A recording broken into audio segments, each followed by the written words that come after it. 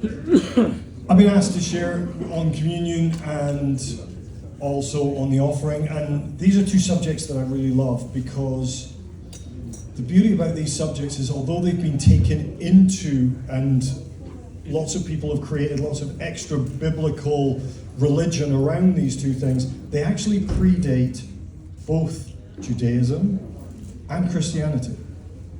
They're what the Bible would describe as olam. Yeah?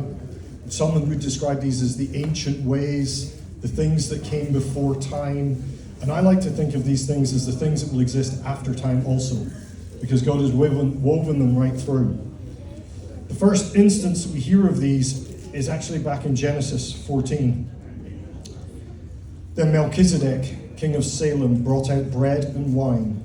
He was priest of God Most High, and he blessed Abraham, saying, "Blessed be Abraham, by God Most High, creator of heaven and earth, and praise be to God Most High, who delivered your enemies into your hand."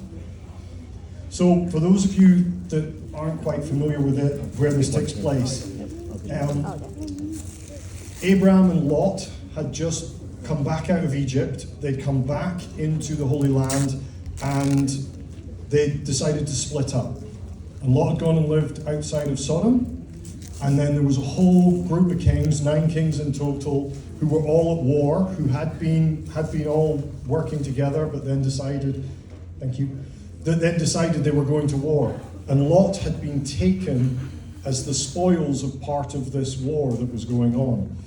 And Abraham, as he was at this point, Abraham heard about the fact that his nephew had been taken and said, well, this isn't good enough. So he took 318 men and he went to the kings that had won the war over the other kings they were fighting with, and he took them all out with 318 men.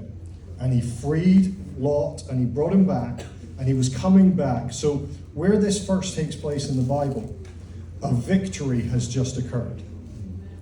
A victory which everybody was saying couldn't be won by such a small group, because the kings that were going up to fight had just themselves won a major victory over not just over 5 kings. Yeah? So this was a huge battle. So the first time they take bread and wine, it's brought as a blessing in honor of a victory that the Lord had handed over. It's no different when we remember it today.